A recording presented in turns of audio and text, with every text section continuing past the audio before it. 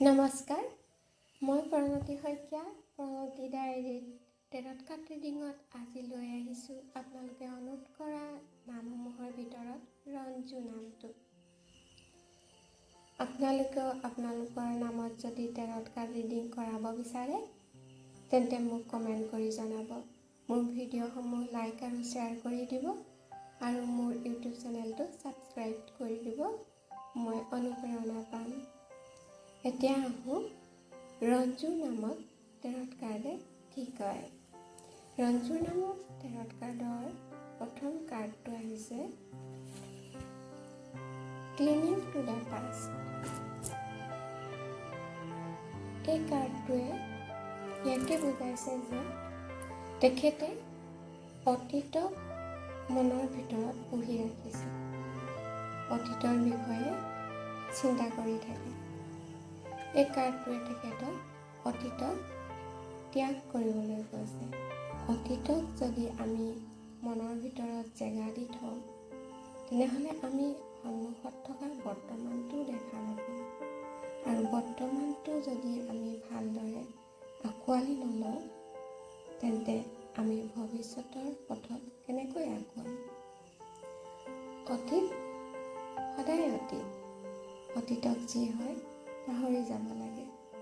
অতীতক যদি মনৰ ভিতৰত থৈ দিয়া হয় তেন্তে বৰ্তমানত আমি সুখ দুখক উপলব্ধি কৰিবলৈ কঠিন হয়।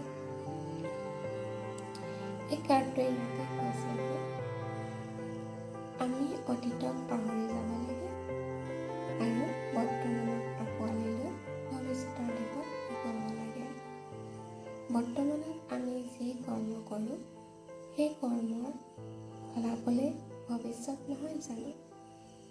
গতিকে ৰঞ্জু ইয়াকে মেছেজ কৰোঁ যে তেখেতে অতীতৰ বিষয়ে যি মনত পুহি ৰাখিছে সেই অতীত পাহৰি যায়। তেখেতৰ নামত দ্বিতীয় কাৰ্ডটো আহিছে এডভেঞ্চাৰ।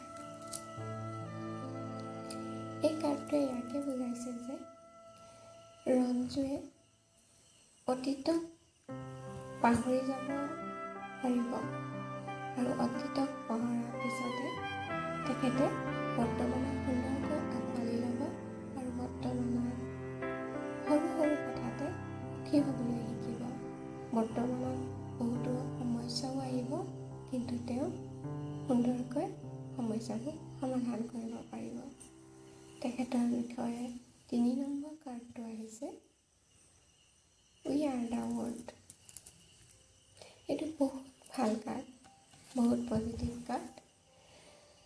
ৰঞ্জুক এই কাৰ্ডটোৱে ইয়াকে মেছেজ কৰিছে যে ৰঞ্জুৱে সম্পূৰ্ণৰূপে অতীতক পাহৰি যোৱাৰ পিছত, বৰ্তমানক আঁকোৱালি লোৱাৰ পিছত তেওঁ উপলব্ধি কৰিব যে তেওঁৰ জীৱনটো কিমান সুন্দৰ।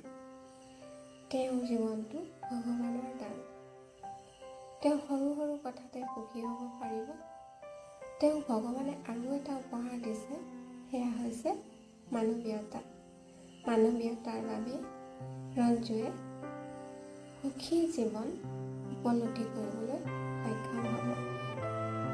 তেওঁ নিজকে বহুত সুখী অনুভৱ কৰিব। পৃথিৱীত বহুত ভাল ধনী ধনী মানুহ আছে, কিন্তু তেখেতসকলেও সুখ